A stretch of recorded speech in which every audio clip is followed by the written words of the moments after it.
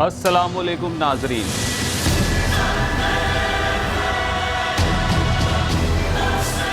میں ہوں پاکستان اور میں ہوں آپ کی آواز۔ آج ہم جس تحریر کو آپ کے سامنے پیش کر رہے ہیں اس کا عنوان ہے یہ کمپنی بھی نہیں چلے گی۔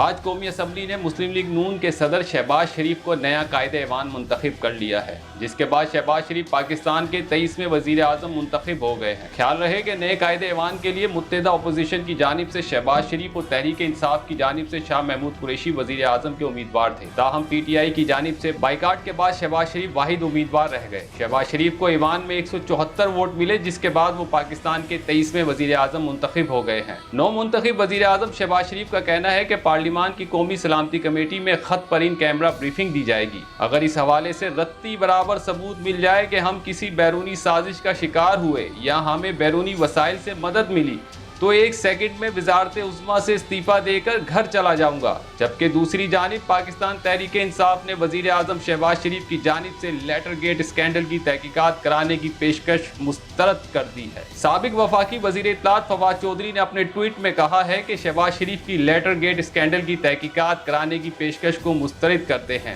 یہ خود کو NRO دینے کی بھونڈی کوشش ہے۔ انہوں نے مطالبہ کیا کہ لیٹر گیٹ کی تحقیقات کے لیے سپریم کورٹ کو آزاد کمیشن بنانا چاہیے، جس کی سربراہی ایسے شخص کے پاس ہو جس پر کوئی انگلی نہ اٹھا سکے۔ متحدہ اپوزیشن کی حکومت تو بن گئی، اب دیکھنا یہ ہے کہ وفاقی کابینہ میں کس جماعت سے کتنے لوگ شامل ہوں گے۔ نو منتخب وزیر اعظم شہباز شریف نے وفاقی کابینہ کی تشکیل کے لیے اتحادیوں سے مشاورت شروع کر دی ہے۔ ذرائع کا کہنا ہے کہ وفاقی کابینہ میں مسلم لیگ نون کے 12 وزراء اور پیپلز پارٹی کے 7 وزراء ہوں گے۔ JUI کو 4، MQM 2، BNP مینگل، ANP کو 1 وزارت دی جائے گی۔ ذرائع کا یہ بھی کہنا ہے کہ جمہوری وطن پارٹی اور بلوچستان عوامی پارٹی کو بھی 1 وزارت دی جائے گی۔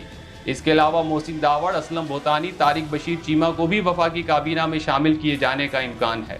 ذرائع کے مطابق نون لیگ کے جن ارکان کو وزارتیں دی جائیں گی ان میں خواجہ آصف، سعد رفیق، خرم دستگیر، احسن اقبال شامل ہیں، جبکہ مریم اورنگزیب، شائستہ پرویز ملک، رانا ثناء اللہ کی بھی کابینہ میں شمولیت کا امکان ہے۔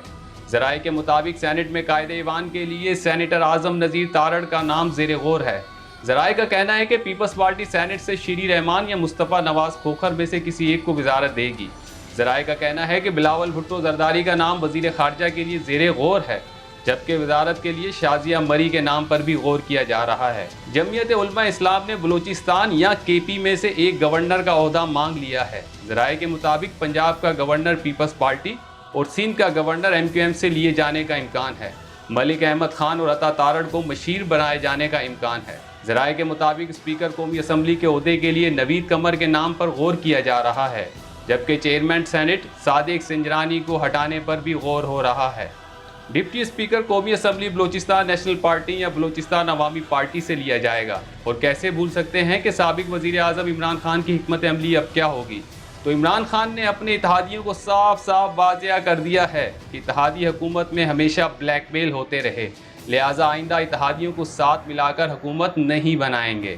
عمران خان نے کہا ہے کہ اسمبلی سے استعفے دے دیے، اب پارلیمنٹ نہیں جائیں گے۔ انہوں نے کہا کہ تحریک انصاف اب عوامی سطح پر نئے انتخاب کا دباؤ ڈالے گی۔ تحریک انصاف کی مقبولیت سے تمام جماعتیں خوفزدہ ہیں، دوبارہ پارلیمنٹ میں 2/3 اکثریت لے کر جائیں گے۔ ان کا کہنا تھا کہ اب پارٹی سے وفاداروں کو ہی ٹکٹ دے کر کامیاب بنائیں گے، دوبارہ اقتدار میں آ کر ہارس ٹریڈنگ کا ہمیشہ کے لیے راستہ بند کروں گا۔ اقتدار جانے کا دکھ نہیں، اپنے ہی افراد کے دھوکہ دینے سے دکھ ہوا۔ پہلے سے زیادہ مضبوط ہو کر ایوان میں آ کر بیٹھیں گے۔ یہ سب تو وہ کچھ ہے جو آج کے دن میں پاکستان میں ہوتا رہا اور سب کو معلوم بھی ہے، لیکن بہت سی ایسی باتیں بھی ہوئی جس پر یا تو اہل نظر کی نظر نہیں گئی یا ان کو اندیکھا کر دیا گیا۔ مثلا میں نے دیکھا کہ جب نو منتخب وزیر اعظم شہباز شریف تقریر کر رہے تھے تو گیلری اور ایوان میں بیٹھے لوگوں میں نعرے بازی کا مقابلہ جاری تھا، ہر کوئی اپنے اپنے لیڈر کو کریڈٹ دینے میں مصروف تھا، یعنی عمران خان کی حکومت گرانے کا کریڈٹ لینے کی ریس سٹارٹ ہو گئی ہے۔ ایک طرف تو عمران خان کی جانب سے مزاحمت کا سامنا، پھر معیشت کی بگڑتی صورتحال کا سامنا، اور اوپر سے یہ رویہ اس بات کی جانب اشارہ ہے کہ یہ کمپنی بھی زیادہ دیر تک نہیں چلے گی۔ اس کے ساتھ ہی اجازت دیں، اللہ حافظ۔